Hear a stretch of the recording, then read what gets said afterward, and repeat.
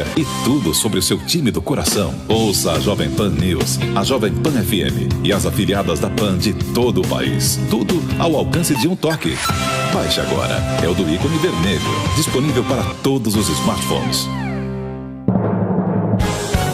Emissoras brasileiras da Rádio Pan-Americana. Jovem Pan. Jovem Pan São Paulo, AM ZYK 521, 620 kHz, FM 100,9 MHz. Jovem Pan News Brasília, ZYH 709, 750 kHz. Jovem Pan News São José do Rio Preto, ZYK 664, 900 kHz. Você também pode ouvir a Jovem Pan no canal 405 da Sky, no seu smartphone ou tablet, através do aplicativo Jovem Pan para iOS, Android e Windows Phone, ou pelo portal jovempan.com.br. Jovem Pan, a rádio do Brasil. Jovem Pan. 3 em 1. 3 olhares sobre política, cultura, economia e comportamento. Um programa de notícias e discussão. 3 em 1.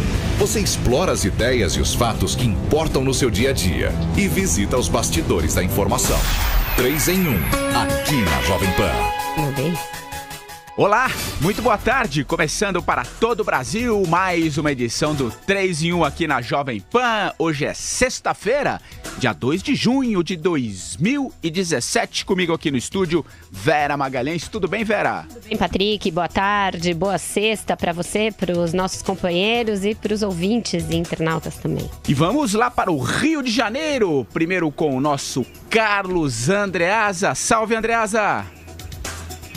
Salve, salve, pessoal. Boa tarde, boa sexta. Vamos com tudo. E você sabe que eu que vou precisar um pouquinho de própolis aqui, ó. Viu, Andreasa? Você passou a bola pra cá, viu? A gripe. Não, mas tá bem, tá bem. Não, tá bem sim. Tô melhorando. E o nosso Marcelo Madureira, por onde você anda, Madu? Eu continuo aqui em Santa Isabel do Rio Preto, entre a confluência de Minas, Rio de Janeiro e São Paulo, aqui no Vale do Paraíba, aqui na casa do seu César, tão simpático, me acolhendo aqui para poder fazer esse 3 em 1, mandando um beijo pra Vera, um abraço para você, Patrick, Andreasa e nossos queridos amigos ouvintes, amigos e amigas. Vamos lá, vamos lá. E hoje temos temas quentíssimos nesta sexta-feira. Presidente Michel Temer diz duvidar de uma delação premiada de Rocha Loures e promete mostrar aos acusadores que é inocente. Ô, Patrick, eu tenho uma manchete Você também. tem manchete? Tenho. Opa, qual manchete? Aécio Neves acaba de ser denunciado pelo Rodrigo Janot. Quentinha. As notícias não deixam nem a gente fechar o espelho. Pois é, essa não estava aqui nisso. Notícia quentíssima que a Vera acaba de trazer aqui, claro. Então vamos falar sobre esse assunto isso também. Mas a verdade, né, Vera, que Temer está preocupado mesmo com os efeitos da crise política. Hoje, aqui em São Paulo, o PMDBista se reúne com o governador Geraldo Alckmin. O assunto, evitar a debandada de aliados do PSDB. Já Lula voltou a aproveitar a turbulência política para fazer campanha e criticar a Lava Jato. No Congresso Nacional do PT, chamou Joesley Batista de canalha e garantiu que volta a governar o Brasil em 2018. Que ingrato. Pois é. Agora, o que ele não comentou, viu, Vera? Ingrato. Tenho certeza que ele não comentou isso, foi a denúncia de um banco suíço das contas usadas pela JBS para as campanhas do petista e de Dilma Rousseff, né? A instituição avisou autoridades após suspeitar do volume de dinheiro e da movimentação financeira. E hoje teremos também Rádio Leitura. Qual será a recomendação literária do nosso Carlos Andreasa? E o 3 em 1 quer saber hoje o seguinte: o presidente Michel Temer pode confiar que Rodrigo Rocha Loures não feche um acordo de delação premiada e o denuncie? Mande a sua mensagem de voz aqui pelo nosso WhatsApp no número 11 93117 0620. Eu vou repetir, 93117 0620. Estamos em AM e FM e também por imagens pelo Facebook e também pelo YouTube. Bom, Vamos começar com o assunto do Temer. Em entrevista à revista Isto É, Vera, Andreasa e Madu, nesta sexta-feira, o presidente Temer disse duvidar que Rocha Loures, homem-chave da atual crise política, faça acordo de delação premiada e o denuncie. Na avaliação do presidente, Rocha Loures é uma pessoa decente. Questionado sobre a mala de dinheiro que o assessor carregava, Temer considerou surpreendente e até uma ingenuidade suprema. Ingenuidade que custou caro, né, Vera? Nossa, se todos os ingênuos fossem assim... Carregasse uma malinha com... Acabaria a pobreza no mundo, né? Veja bem.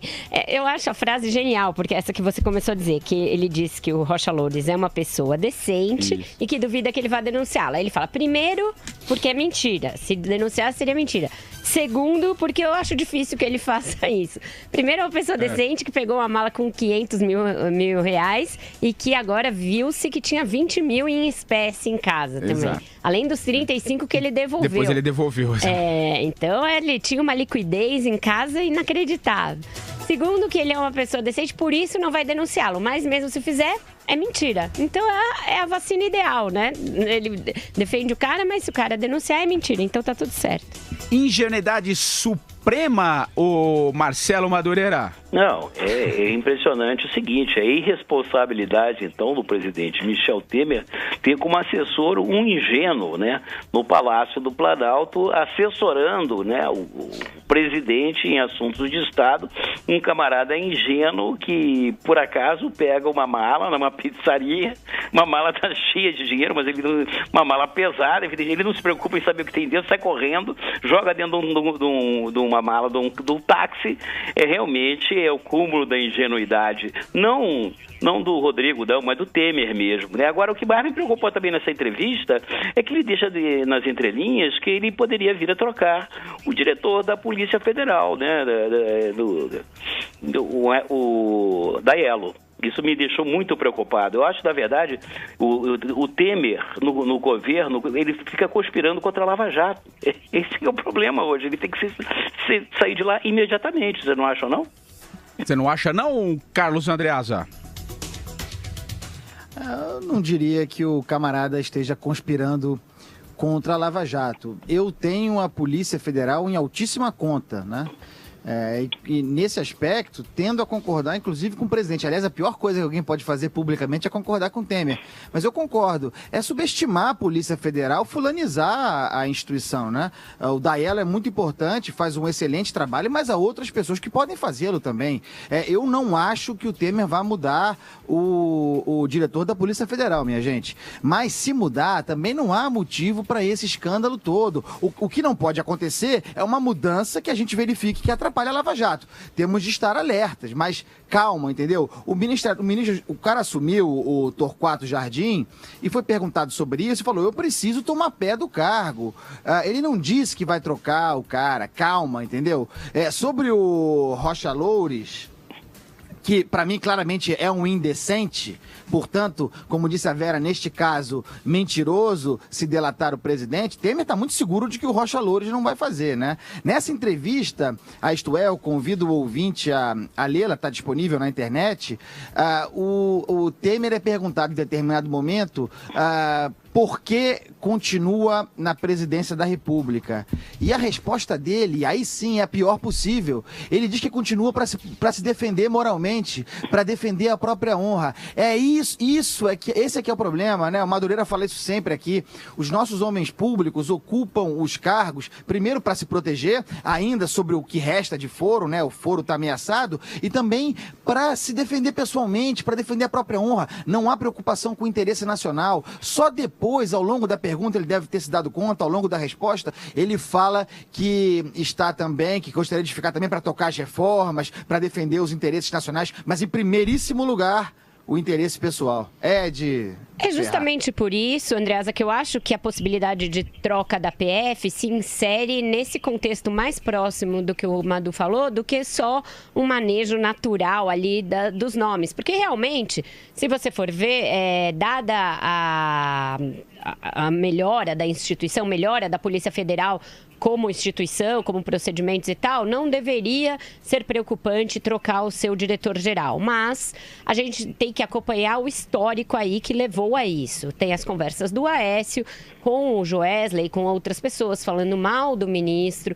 Tinha já boatos na imprensa aí, matérias em off, que agora a gente sabe quem falava em off era o Aécio, provavelmente, dizendo que o ministro era fraco, que ele tinha que mexer na PF, etc. Teve aquela notícia de deslocamento de pessoas da Lava Jato para outras operações, sob o argumento de que outras operações também eram importantes. Agora o Torquato assume num domingo de chofre. Uma das primeiras coisas que ele admite é que pode sim trocar o comando da PF, e o Temer vai em seguida e dá essa entrevista. Então, este histórico permite, pelo menos, desconfiar que existe uma disposição de dar um freio na Lava Jato. E também quando ele diz isso, que ele está lá para defender a própria honra, e aí você vê as outras coisas que ele está fazendo, como mudar o ministro da Justiça, como editar uma outra medida provisória, deslocando uma secretaria de lugar só para ter um texto diferente, para poder manter o foro do Moreira Franco. Eles todos estão ali encastelados no Palácio apenas para ter foro. Ele, Moreira Franco, que não tem mandato, o Eliseu Padilha, que não tem mandato, Ética Terva, todos ali usando o Palácio como um escudo para não serem processados em primeira instância. E você, Madu?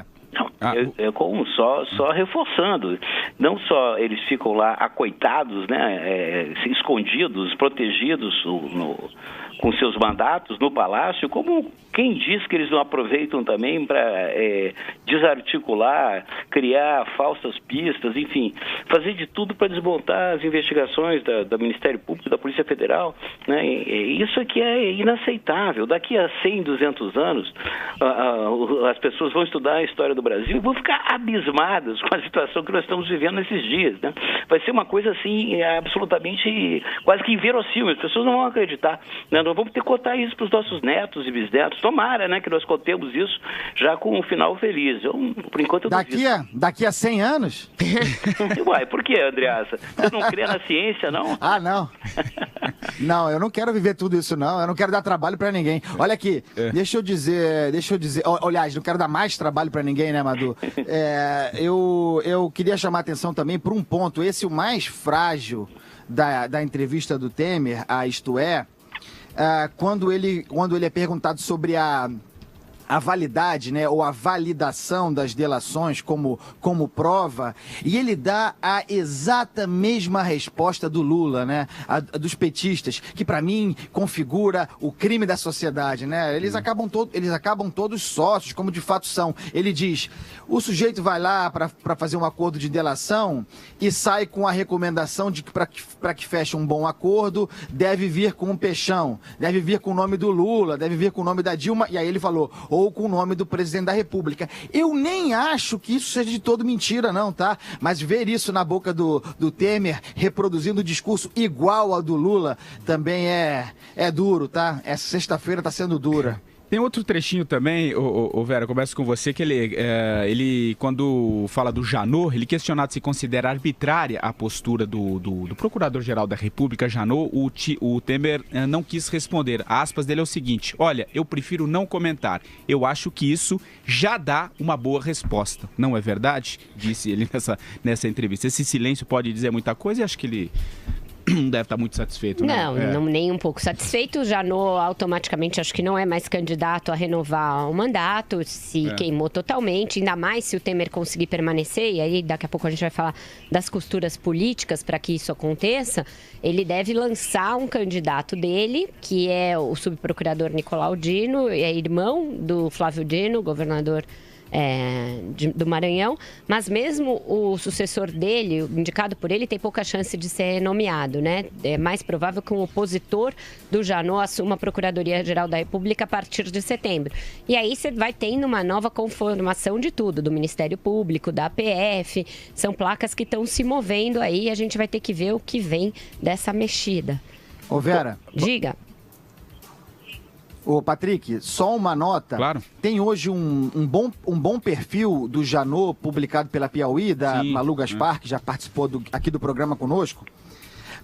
Que é o seguinte, a gente sabe que o mandato do Janot acaba em setembro e que ele não tem condições de permanecer, por qualquer que seja o ângulo de análise, ele não permanecerá, embora tenha flertado com esse desejo. E o que fica claro nesse perfil, e confirmando aquilo que eu já achava, é que o Janot tem uma agenda que não é nacional, é pessoal. Ele tem o desejo declarado de deixar uma espécie de legado, né? O que pode ser, por exemplo, a derrubada do presidente. Explica, portanto, esse assodamento, que muitas vezes se aproxima de meter os pés pelas mãos. O cara quer deixar um legado. Agora vocês me expliquem que país é esse em que o Procurador-Geral da República se aproxima do fim do mandato com pretensões de deixar um legado.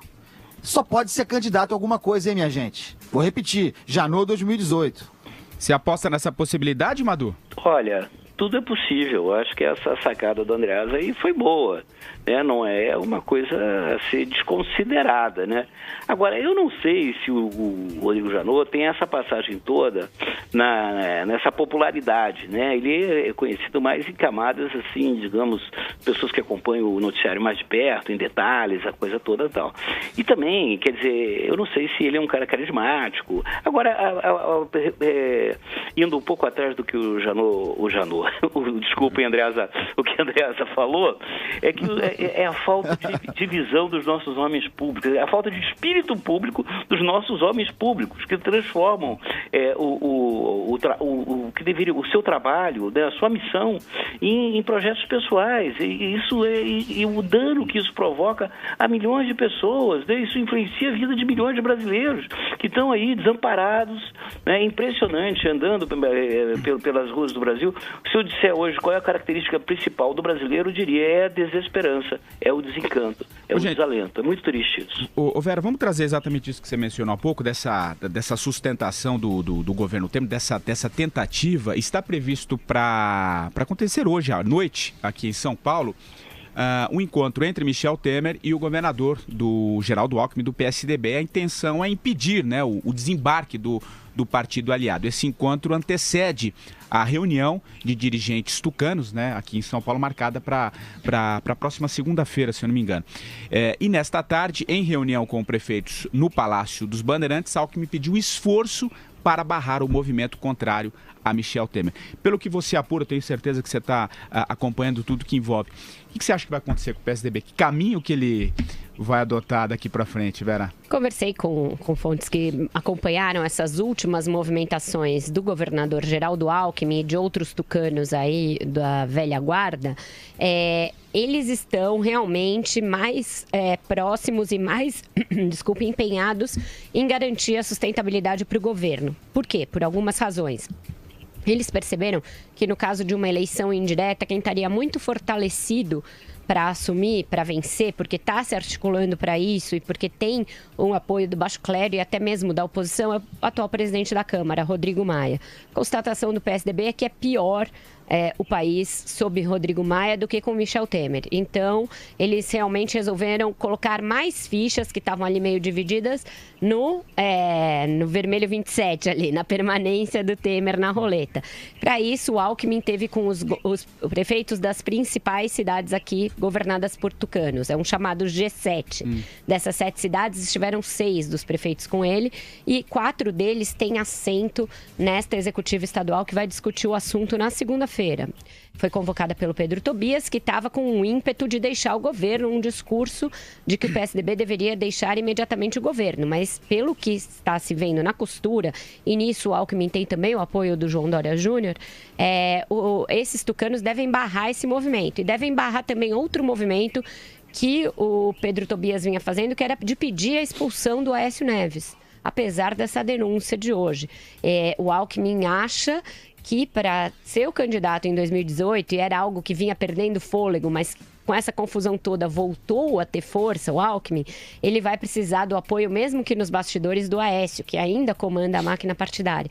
Então veja que nenhum movimento é fácil, Patrick. O Aloysio Nunes hoje disse que o PSDB não vai ser a Madame Bovary. Para trair o presidente Temer. Mas na verdade os conchavos ali são de outro tipo de romance, ali mais de mistério, mais de suspense do que ter um realismo ali do nosso amigo Flaubert. Ô Andreasa, o que você acha que o Aloysio Nunes quis dizer com essa declaração? Será que vai ter o mesmo desfecho de Madame Bovary, em todos os sentidos? Você que é um... Então, tenho certeza que já leu a... Vai lá. Vamos fazer um pré-rádio leitura, né? Vamos lá. Aquecimento para o rádio leitura. Madame Bovary é um romance do Gustave Flaubert, escritor francês, um dos meus favoritos. Ela trai o marido e tem um final trágico. Por isso o Aloysio Nunes fez essa comparação, de que o PSDB não trairia o governo Temer, para não ter um final trágico, né? Porque em política, isso é uma lição muito importante. O Aloysio Nunes é equivocado em várias coisas, mas de política ele sabe. Em política, paga-se um preço caro por traição. Não se vai muito longe em política com traição. Isso, aliás, serve para o João Dória em relação ao Geraldo Alckmin. Geraldo Alckmin, por sua vez, olha como eu estou fazendo ligações bonitas hoje, Geraldo Alckmin, por sua vez, cortejado declaradamente por Michel Temer. O que isso significa? Um reconhecimento da parte do presidente, do governo, da presidência da República, de que o centro de poder do PSDB migrou do grupo do Aécio, que está enfraquecido, ele ainda está presente, operando nos bastidores, mas migrou e migrará progressivamente até o controle total do partido para o Geraldo Alckmin. O grande vencedor, o grande beneficiado no PSDB pela debacle do governo Temer é o Geraldo Alckmin. Tá mais para ligações perigosas que para Madame Bovary, isso aí. Seguindo na linha literária, eu acho que o PSDB está indo rumo certo para o suicídio, porque eles estão fazendo essas manobras todas sem levar em consideração o eleitorado. Todos os eleitores do PSDB que eu conheço e estão acompanhando aí os últimos movimentos de bastidores estão indignados com a posição do partido. Eles estão esquecendo de combinar com o eleitorado deles, né? Que os caras que sufraram o PSDB tradicionalmente. E isso é que eu acho que é a grande falha dos líderes tucanos. Quer dizer, só para concluir, André, o fracionamento do PSDB é claro, característico. Quer dizer, hoje o cacique do dia é o Alckmin, aliás, é o único que está vivo ainda. O resto tudo já botou a bala na cabeça. Não é não, André? E sabe o que é duro? É duro fazer esse programa aqui, né, ao vivo. É que a gente fica fazendo projeção, análise, né, com base nas informações. Podem estar certas ou erradas, né? Podem se verificar ou não. Mas as pessoas acham, e isso tem muito menos a ver com a gente do que com quem acha, que nós estamos torcendo, né? Que quando a gente diz que o Alckmin se fortalece, isso representa uma torcida. Minha gente, se eu pudesse manifestar para vocês aqui a minha torcida para o que acontecesse, vocês iam se surpreender. Andreasa, o que me surpreende mesmo é a alienação da nossa classe política. Eles não têm noção do que está acontecendo na sociedade brasileira. Como a sociedade brasileira os vê hoje, eles vivem no mundo à parte. Eles parecem uns ETs vagando pelo país, porque eles não estão definitivamente vivendo a realidade do povo brasileiro. Não acha não, Vera? Tem um descolamento, mas é que também, se fosse se pautar pelo que pensa a maioria das pessoas, era a implosão completa da política de uma vez. Isso não vai acontecer. Isso a gente discutiu aqui algumas vezes já. O establishment sempre dá um jeito de se preservar e de se manter. Isso é assim em qualquer sistema político, porque senão também viria o caos. Eu não acredito em uma solução que caia todo mundo, se faça eleições diretas. Eu acho que isso não é factível, não é nem mesmo bom para o país, não é bom para o processo de amadurecimento democrático. A gente tem que viver as crises e tem que tomar os remédios corretos para elas, não remédios alternativos, João de Deus, essas coisas meio de crendice. Eu acho que a gente tem que seguir a ortodoxia dos remédios. Diga, André. Eu vou repetir, falando sobre establishment, né? Ou para citar o Raimundo Faoro, o estamento burocrático.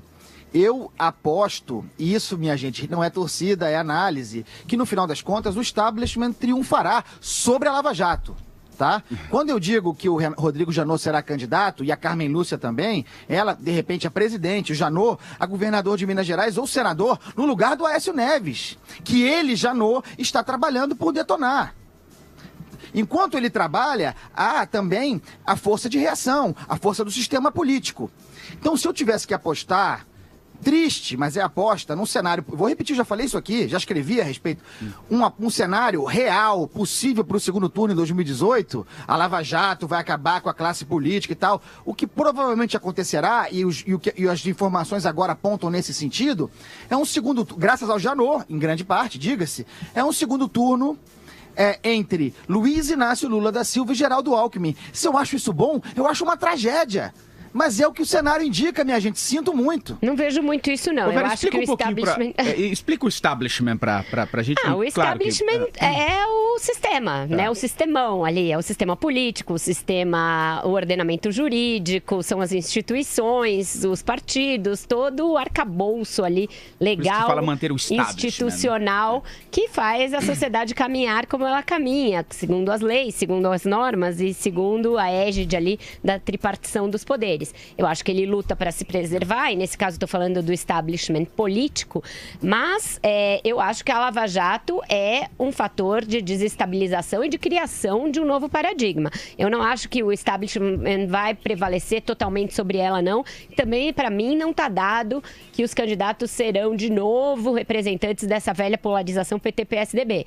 Eu acho que isso está bastante desgastado pela Lava Jato. Agora a gente vai falar do Aécio denunciado. Aécio, que cada dia mais se assemelha ao Lula e à Dilma, tem pouca diferença entre os três, e eu não vejo que esteja dado 2 candidatos do establishment para 2018. Pode até ser, mas eu acho que a gente pode caminhar para um cenário de França e Estados Unidos, sim. Deixa eu ouvir rapidamente o Madu antes da gente ir para a nossa janela comercial. Vai você, Madu. Não, Vera, só para consertar, não é consertar, mas para reafirmar o negócio que eu falei antes, olha, não é o establishment, as instituições, elas vão permanecer. Eu acho que a democracia é o maior patrimônio do povo brasileiro, conquistado arduamente, e eu acho que a sociedade, no seu conjunto, reconhece isso e valoriza isso. O que eu acho é que vai haver uma mudança radical nos atores do cenário político. Isso eu acho que é uma dificuldade até para você, que é uma jornalista experiente da área, que trabalha há anos nisso, mas eu que vejo um pouquinho de um outro ângulo, um pouco diferente, eu percebo, né, e dado até o ineditismo do que a gente está vivendo no Brasil, né, e até ineditismo com referência até a outras grandes democracias, o desenlace disso é absolutamente, como o André está falando, o que a gente faz aqui é futurologia, né, barata, porque é impossível você fazer qualquer previsão do Brasil com mais de 15 minutos, né, 20 minutos, sei lá. Agora, dado o ineditismo que a gente está vivendo e vendo assim, vivendo um pouco assim do lado de fora, eu estou percebendo que vai haver uma mudança radical nos atores do cenário político. Muita gente, né, já está vendo o dever de entrar no campo da política institucional para recuperar os valores da nossa democracia. Legal, gente, vamos a uma rápida parada e depois a gente volta falando, claro, da PGR representando aí a denúncia contra o senador Aécio Neves e também do ex-presidente Lula, que participou do Congresso Nacional do PT. 2 assuntos quentíssimos no próximo bloco. Vai lá, Reginaldo. Ué, outro presente? Mas esse eu ganhei. É dia dos namorados, né, mãe? Multifuncional Epson EcoTank L395. Número 1 em impressão sem cartuchos. Imprime até 7.500 páginas coloridas ou 4.500 páginas em preto. Nas lojas 100, só 1.090 à vista. Ou em 10 de 109 por mês sem juros. É isso mesmo. É a sua Multifuncional Epson EcoTank Wi-Fi com maior economia, velocidade e resolução. Nas lojas 100, apenas 10 de 109 por mês sem juros. Nas lojas 100, é muito mais fácil agradar de verdade a quem você ama. Por trás de todo time existe uma estratégia. Toda técnica exige treinamento. Toda qualificação reflete a busca por inovações. Toda conquista envolve confiança. E todo esforço é o resultado de uma prática. Estamos preparados para realizar nossos serviços com excelência, pois a rotina de todos estes campeões é a mesma. Rossio, há mais de 30 anos integrando pessoas, tecnologia e excelência em vigilância e serviços de limpeza em mais de 10 estados. rossio.com.br. Agora, as informações da Central Jovem Pan de Trânsito. Oferecimento. Semana das Tecnologias Integradas para Construção, Meio Ambiente e Equipamentos. De 7 a 9 de junho no São Paulo Expo, em São Paulo. Credencie-se já. Sobratema.org.br. Anderson Costa, como é que está o trânsito na capital paulista nesta sexta-feira, Anderson? Olha, Patrick, trânsito muito difícil neste momento. Sexta-feira, início de noite com trânsito travado, principalmente para quem está na marginal do Rio Pinheiros. O trânsito ruim, de acordo com o aplicativo Waze, em praticamente toda a extensão da marginal do Rio Pinheiros, para quem sai ali da região de Interlagos e vai rumo ao Cebolão. A partir da passagem pela Ponte Estaiada, o trânsito trava, o motorista precisa ter muita paciência. No caminho oposto também há problemas desde a saída da rodovia Castelo Branco até pelo menos a chegada à região da Ponte Ari Torres. Há problemas também para quem está neste momento na Rebouças nos dois sentidos. A Rebouças apresenta problemas agora tanto no caminho da Marginal quanto para quem segue agora rumo à região da Avenida Paulista. E nós temos problemas também agora no corredor Norte-Sul, travado nas duas direções, principalmente nas proximidades do Parque do Ibirapuera. Onde quer que você esteja, permaneça bem informado. Jovem Pan, sempre a par dos acontecimentos. De volta com o 3 em 1 desta sexta-feira. A Vera trouxe a notícia logo na abertura aqui do 3 em 1. A Procuradoria-Geral da República apresentou hoje, agora à tarde, a denúncia contra o senador afastado Aécio Neves, do PSDB de Minas Gerais, com base nas delações de executivos da JBS. Aécio, Andréa Neves, Frederico Medeiros e Menderson Souza Lima foram denunciados pelos crimes de corrupção passiva. O senador também foi denunciado por obstrução de justiça. Só lembrando rapidamente, Aécio foi gravado, por Joesley Batista, um dos donos da JBS, e que firmou acordo de colaboração, pedindo 2 milhões para pagar um advogado para sua defesa nos inquéritos da Lava Jato. Ô Vera, só lembrando que o senador ainda é alvo de outros 5 inquéritos também no Supremo, enfim, mas a situação complica de vez, né? Exato, foi a primeira denúncia dele na Lava Jato e ele ainda é alvo desses outros 5 inquéritos. A cada dia que aparecem novas gravações do senador Aécio Neves, ele vai, enfim, galgando um degrau ali para se igualar nas práticas que ele sempre condenou, que o PSDB sempre condenou no PT. A última que se viu foram ele e o Moreira Franco negociando uma entrevista do presidente Michel Temer à TV Record em troca de benefícios para a emissora com um pacote de anúncios, de patrocínio. Isso era o que eles acusavam o PT de fazer, de trocar boas notícias por apoio midiático. Enfim, é complicado. Você tem uma outra faceta de um dirigente político partidário que quase chegou à presidência da República, agindo como um coronel, com as práticas que ele sempre condenaram no PT, muito semelhantes, e ele está bastante isolado. Ele tem ainda um apoio ali dos seus pares no PSDB, principalmente porque não vão rifá-lo querendo contar com algum apoio do seu grupo político em 2018, mas ele está praticamente, como disse o Lauro Jardim, em prisão domiciliar. Ele não sai de casa, faz ali algumas reuniões para parecer que ainda está atuante, mas a cada dia se complica de fato a situação dele. Com essa denúncia, vamos ver se o Senado apressa a análise da situação do senador Aécio Neves. Então, o senador Eunício está meio sentado em cima ali do pedido de afastamento, se mantém ou se reintegra o Aécio ao Senado. Enfim, a gente tem que ver como vai ficar a situação dele aí nos próximos dias. Marcelo Madureira. O que eu estou percebendo, é a semelhança do caminho que o Aécio está tomando, é mais ou menos parecido com o do Sérgio Cabral, que hoje colecionou já seu 10º indiciamento, até por uma questão meio de parentesco, porque a primeira mulher do Sérgio Cabral é prima de primeiro grau do Aécio Neves, quer dizer, e eles sempre tiveram uma grande proximidade, de certa forma, política, apesar de estarem em partidos distintos e tal, tinham muitos vasos comunicantes. Então, você percebe que a gente vai...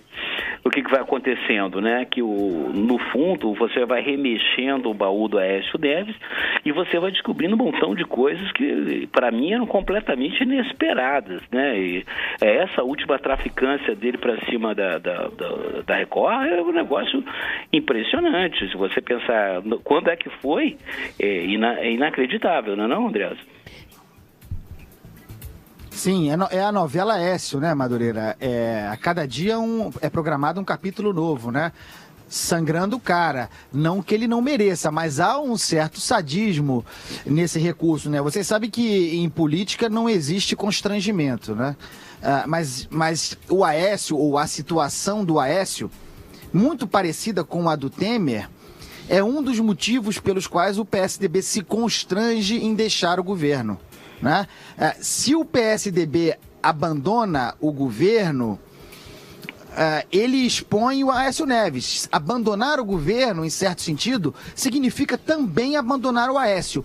Também pelo motivo de que o Aécio é o principal fiador da participação do PSDB no governo Temer. Então, ou o PSDB resolve de uma vez liquidar o Aécio, destituí-lo de vez, porque ele está afastado, destituí-lo de vez da presença do partido e aí ficar à vontade para encontrando o nome de consenso, porque não tem o nome de consenso ainda para abandonar, mas encontrando esse nome sair fora, porque ficando com o Aécio, precisando defender o Aécio, fica difícil sair do governo. Tem uma incoerência. O Aécio, de alguma forma, na sua desgraça, protege o governo Temer.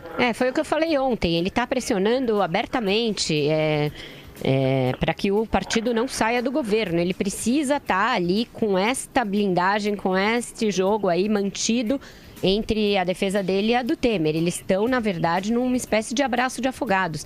E o PSDB não quer também lançá-lo aos leões, nem pode. Ele ainda tem alguma estrutura lá dentro a lhe garantir poder para permanecer e para continuar mandando internamente, embora por trás do biombo.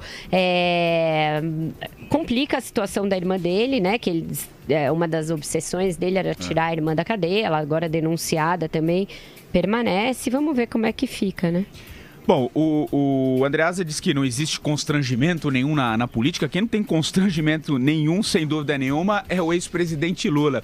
Sabe por quê, gente? No primeiro dia do Congresso Nacional do PT, que começou ontem, né, esse congresso lá em Brasília, o ex-presidente Lula voltou a atacar a Operação Lava Jato e criticou o dono da JBS, Joesley Batista. Quem explica melhor essa história é o repórter Marcelo Matos. Vai lá, Reginaldo.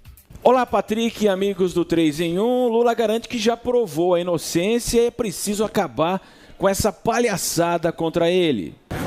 Eu já provei a minha inocência. Mas agora eu e a Dilma temos até conta no exterior, um canalha de um empresário, disse que fez uma conta para Dilma para mim, mas tá no nome dele. Então, eu acho que está chegando o momento de parar com palhaçada.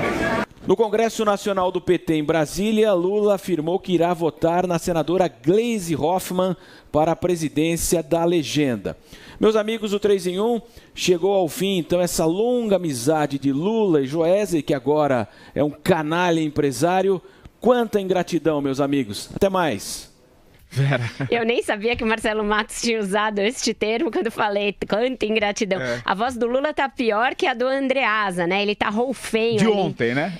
Você veja que ele já não esconde os seus pendores de ditador de república bananeira quando ele fala, tá na hora de acabar com essa palhaçada. Por ele ia lá, baixava um portão, fechava a Polícia Federal, fechava o Ministério Público, destituía o Judiciário e acabou com essa palhaçada, né? Aí fazia uma eleição direta, se elegia e estamos aí, prorrogava o mandato indefinidamente e seríamos a nova Venezuela do senhor Luiz Inácio. Só que, infelizmente para ele, felizmente para o Brasil, as nossas instituições são muito mais sólidas, muito mais consolidadas e não será possível acabar com o que ele chama de palhaçada, mas na verdade é uma investigação sobre a traficância que foi o seu governo e o da Dilma, que estava sentadinha ali acenando com a cabeça. Governos esses que acabaram com a economia brasileira, dilapidaram as empresas, saquearam o que puderam e agora querem voltar aí, né, com base nesse discursinho entre populista e vigarista. Andreasa. Então, esse congresso do PT teve entre os seus eventos um encontro de delegações internacionais, né? Da América Latina, da África. Isso tem nome, minha gente. Isso é o encontro do Foro de São Paulo. Alguém vai dizer, só faltaram as Farc. Não sei, hein? Não sei. Não sei. Eu acho que as Farc estavam lá. Não é calma, não.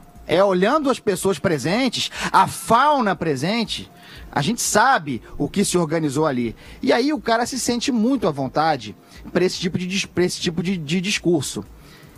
Ele foi autorizado a chamar o Joesley Batista de canalha. É claro que sim. É claro que ele tem essa autoridade para fazer isso. O Joesley Batista é um canalha. Ele fez a delação. É inacreditável que a delação da JBS, que cresceu, vou repetir, cresceu de maneira artificial e sem precedente nos governos do PT, não tenha dado protagonismo em sua delação ao Lula. Ao fazer isso, ele autoriza que o Lula fale a verdade sobre ele. Já era. O Lula não está, salvo no Estadão, ele não está nas manchetes pelas coisas relativas à JBS. Ué? Isso é um escândalo. Mas hoje as contas confiscadas na Suíça estão em todas as manchetes. E esse é o protagonismo. Não Olha estão. os milhões. Não estão. Vera, o problema é esse. Não estão. Você procura e você não encontra o protagonismo disso. E isso tem método. Da mesma forma como tem método, só para concluir sobre o Lula, o camarada ir lá fazer discurso contra a Constituição. É a natureza do PT, sempre foi contra a Constituição, continua sendo. Era em 88, é em 2017. Então é óbvio que ele é contra as eleições indiretas. O PT não tem nenhuma chance de participar dessa armação. Ele articula com o Jobim, porque seria a única chance de ter alguém próximo dele na presidência. Por isso aposta na eleição direta. Isso tudo é um discurso armado, de quem não tem nenhum respeito pela lei, pela ordem jurídica, o partido golpista que assaltou o Estado e, no entanto, tá aí, ó, tratado como se fosse igual a todos os outros. Não é, não. Concorda, Madu? Eu concordo e digo mais, o Joesley é o canalha e o Lula é outro canalha. Eles eram sócios na canalice de roubar o Brasil. Alô? Né? Depenaram o Brasil todo. Alô, Lula. Né? E o que eu acho incrível, eu sou cada vez mais fã da democracia, né? Porque a democracia é realmente o pior dos regimes, com exceção de todos os outros, como dizia o Churchill, porque você vê, estamos aí um encontro nacional do PT e aí junto também um encontro internacional aí paralelo do Foro de São Paulo, né? Você vê o regime que eles chamam que somos fascistas, que o Brasil é uma ditadura. Eles podem se reunir em praça pública, em lugares públicos, onde deviam estar reunidos todos numa penitenciária, né?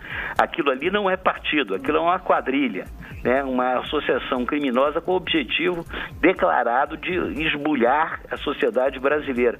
E já fizeram, mas querem mais, eles são insaciáveis, né? Eles querem voltar em 2018, eu não sei para roubar o que mais, né? Porque o Brasil está depenado, né? Talvez para fazer o rescaldo do que falta, né?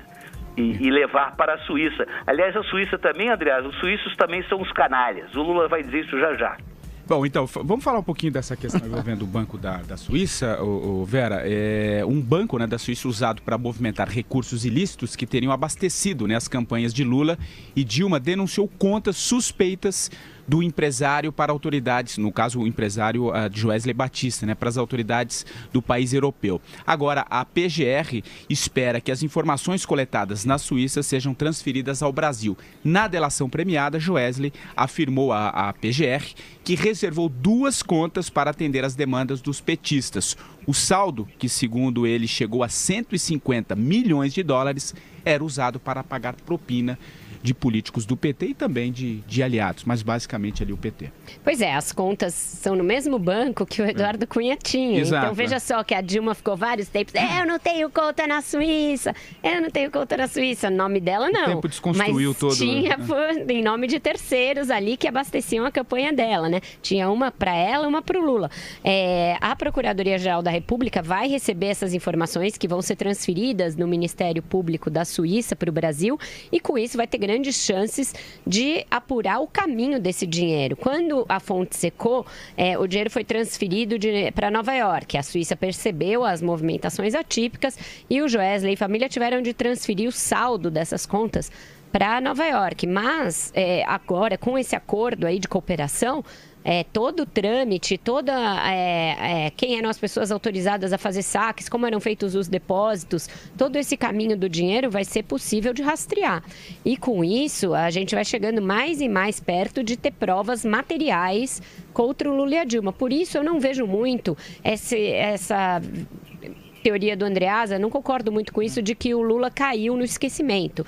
Eu acho que as coisas se sucedem, uma hora um, outra hora outro estão ali no protagonismo, mas o Lula segue sendo o vértice, o centro de um esquema que é o Petrolão, que fez com que a Petrobras perdesse em poucos anos aí dos governos Lula e Dilma quase todo o seu valor, fizesse negócios bizarros como a compra daquela refinaria em Pasadena, os negócios que fez na África, os negócios que fez na Argentina, a benevolência com que tratou a Bolívia, partidos incrustados lá dentro, roubando, sugando o dinheiro da Petrobras. Este é o principal enredo que se descortina aí diariamente. Não vai ter como o Lula dizer que está provado que não tem nada contra ele, porque tem coisas contra ele em várias frentes, desde do fronte doméstico ali, que é a investigação do triplex e do sítio, até coisas do Arco da Velha, como essa conta na Suíça milionária irrigada pelo senhor Joesley Batista.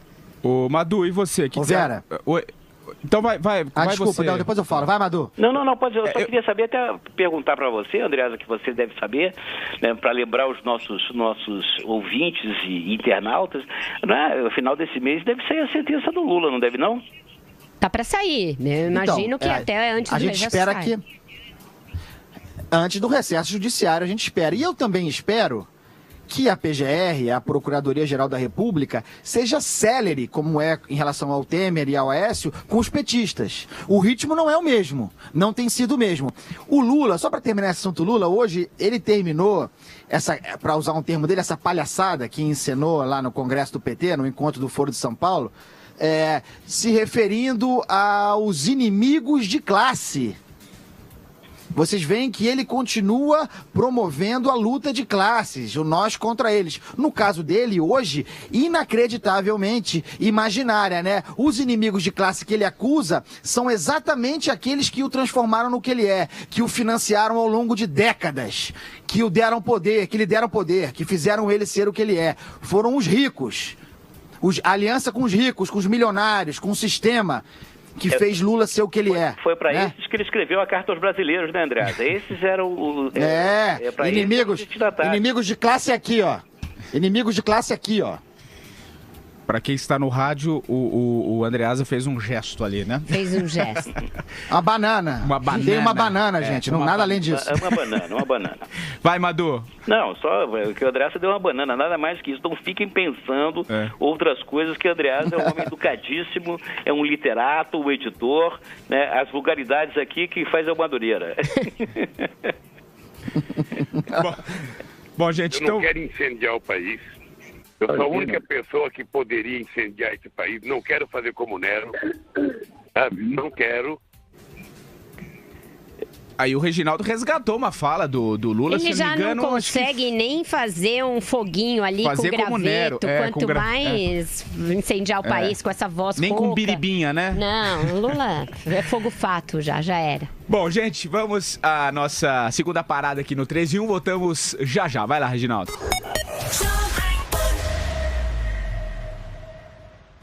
Outro presente? Mas esse eu ganhei. É dia dos namorados, né, mãe? Multifuncional Epson EcoTank L395. Número 1 em impressão sem cartuchos. Imprime até 7.500 páginas coloridas ou 4.500 páginas em preto. Nas lojas 100, só 1.090 à vista. Ou em 10 de 109 por mês sem juros. É isso mesmo. É a sua multifuncional Epson EcoTank Wi-Fi com maior economia, velocidade e resolução. Nas lojas 100, apenas 10 de 109 por mês sem juros. Nas lojas 100, é muito mais fácil agradar de verdade a quem você ama.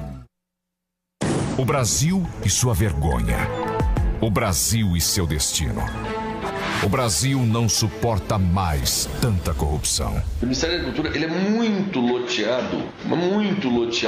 Cada postozinho é um deputado que indicou, um senador que indicou, um senador, um deputado. Então, não tem uma organização, entendeu, completa, não tem um aparelhamento organizado. Empresário Joesley Batista, proprietário da JBS, em depoimento ao Ministério Público Federal. O Brasil não aguenta mais. Chega de corrupção.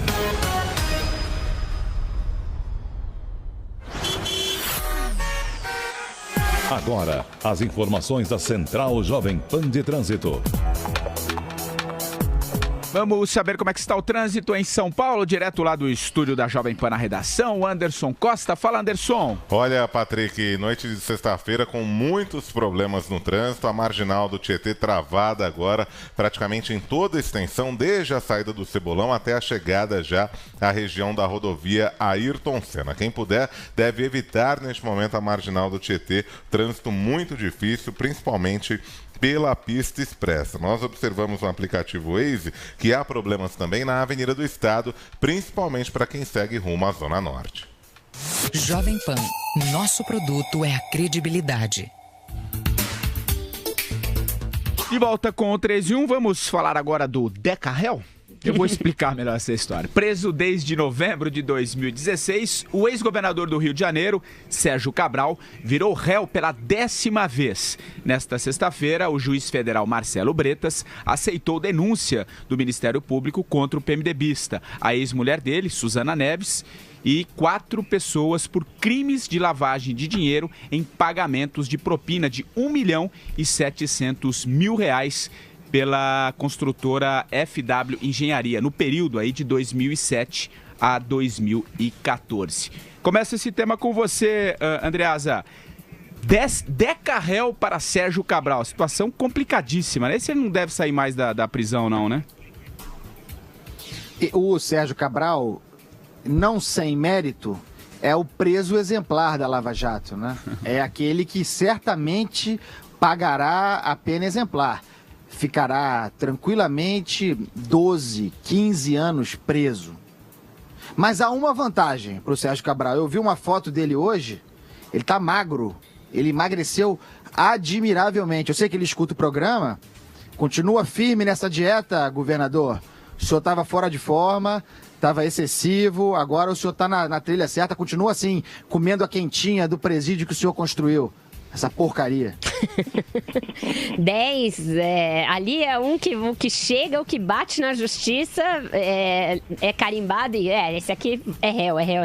Não tem muita dúvida de que o esquema dele era muito escancarado de pilhagem do estado do Rio de Janeiro com os seus comparsas de guardanapo ali. Ele realmente vai pagar tudo que tiver para pagar. Veja que não se fala mais em delação nem dele, nem da Adriana Anselmo. Acho que isso caiu no vazio ali. Outros esquemas se sobrepuseram ao deles e o deles foi ficando de tal forma escancarada, de tal forma provado, que eu não vejo também muita margem para delatarem, a não ser que eles abrissem aquele braço do judiciário, que se dizia que eles podiam abrir, denunciar juízes do TJ, até ministros de cortes superiores, com envolvimento com a quadrilha deles do guardanapo. Nesse caso, acho que haveria interesse ou...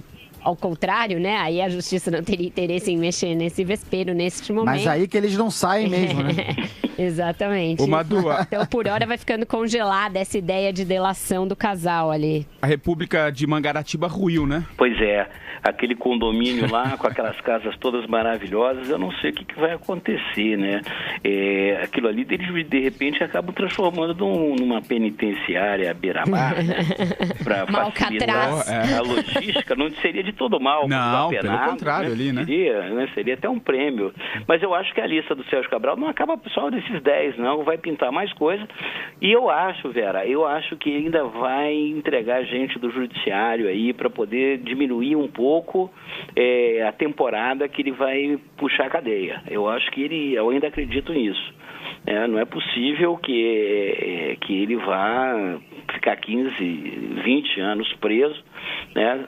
Com a possibilidade de ter essa pena aí reduzida, sei lá, para uns 5, 3, sei lá, entregando aí o judiciário que tem, é evidente que tem gente do judiciário envolvida, mas o judiciário é muito perigoso, né, muito vingativo, como já falaram aí, pode ser que piore as penas dele também, sei lá, o corporativismo no Brasil sempre foi muito forte, né? Esse é o perigo.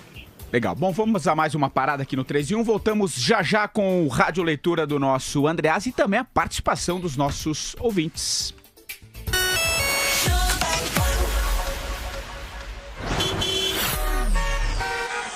Agora, as informações da Central Jovem Pan de Trânsito. Oferecimento Semana das Tecnologias Integradas para Construção, Meio Ambiente e Equipamentos. De 7 a 9 de junho no São Paulo Expo, em São Paulo. Credencie-se já. Sobratema.org.br.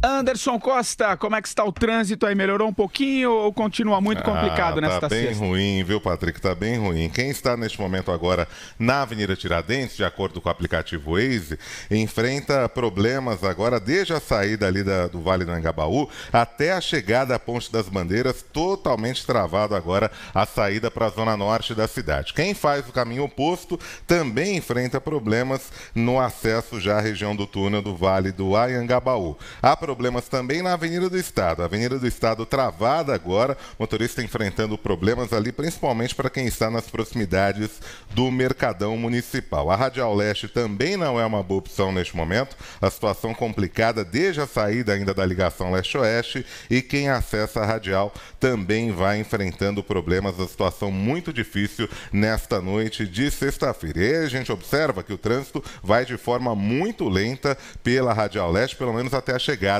à região do metrô Tatuapé.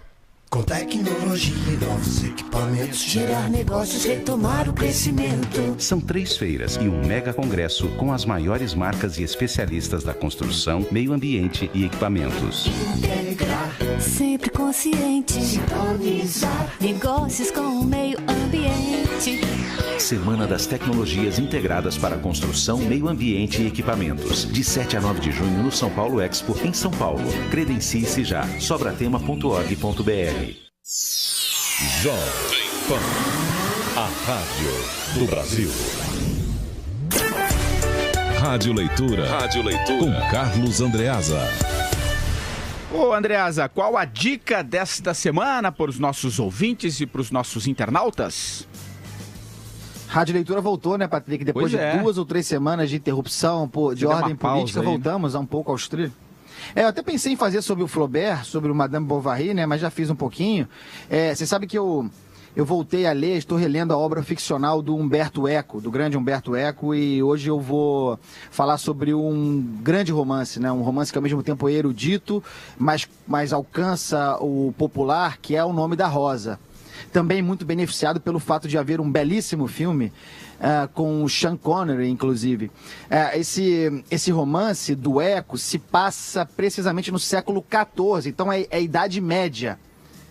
Antes do surgimento do protestantismo, mas já sob a pressão do Renascimento. Então há um mosteiro beneditino muito austero na Itália, onde ocorre uma série de crimes muito misteriosos. O livro tem uma aura de suspense, né? É curioso que é um livro muito silencioso, se a gente pode tratar assim, né? O livro parte de um episódio real, que era uma lei da igreja, segundo a qual se divertir, portanto rir, era pecado naquela época. Então, há um monge franciscano, Guilherme de Baskerville, que é mandado para esse mosteiro para investigar esses crimes. E ele representa, né, ele é uma alegoria do Renascimento, ele é o racional, ele é uma espécie de Sherlock Holmes.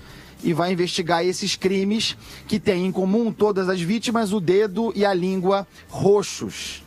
É um crime que se passa na biblioteca. É um crime que se passa, portanto, na criminalização da leitura. É um belíssimo romance, uma obra-prima. E eu gosto muito de indicar livros que têm o cinema como paralelo, uma obra cinematográfica. Nesse caso, o filme é tão bom quanto o livro, que é um livro genial. Fica a minha recomendação para que se leia Umberto Eco, tanto a sua obra ficcional quanto a obra não ficcional, da qual, devo dizer, tenho a honra de ser editor. É isso. Legal, ó, bela dica aí, O Nome da Rosa, de Umberto Eco, com o nosso Carlos. André, quer falar alguma coisinha ou podemos ir pros ouvintes? Não, gosto do livro e gosto do filme. Eu assisti o filme, realmente. Eu tenho só algum problema com a obra posterior do Umberto Eco. Tem livros que eu gosto, tem outros que nem tanto. Eu acho uma obra irregular, mas esse romance realmente é maravilhoso. A seguinte é muito boa, e o Pêndulo de Foucault eu gosto muito também. Também gosto. Então, ele é um grande, foi, né, um grande escritor, já nos deixou. Legal. Aí a dica do Andreasa, e vamos agora à participação dos nossos ouvintes. Vai lá, Reginaldo. Eu sou Pedro Luiz, Sapopemba, São Paulo. o Temer confiar, eles não confiam mais em ninguém, entendeu? Principalmente nesse Rocha Loures aí. Esse cara, ele tem um jeito que, se você mostrar um saco plástico pra ele, ele já vai caguetando. Ele diz que não dá meio dia de cadeia, ainda mais que a mulher dele tá em gestante, vias de fato, ele vai entregar tudo. Boa tarde, pessoal. Aqui é o Arnaldo Viana de Vitória. Olha, todo mundo denuncia, todo mundo delata e esse Rocha Loures não vai ser diferente não. Ainda mais que é um almofadinho acostumado à boa vida. Assim que ele chegar e sentir o drama, ele abre o bico. Um abraço.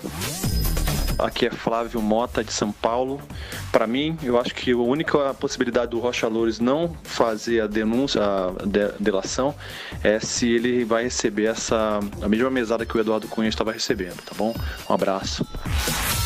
Lúcia, falo de São Paulo. Acho que a única certeza nesse país no momento é que a gente não morre de tédio, né?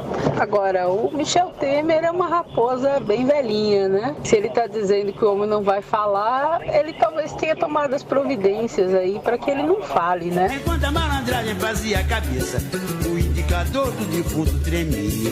Era cacoete, sim. Era nosso Reginaldo. Ô, Patrick. Oi, vai, André. Eu gostei do nosso primeiro. Foi muito bom ouvinte, mesmo. Muito bom, não pode nem ver o saco plástico e a mulher dele já está aí nas vias de fato. Muito bom. André, eu esqueci de falar uma coisa muito importante sobre o nome da Rosa.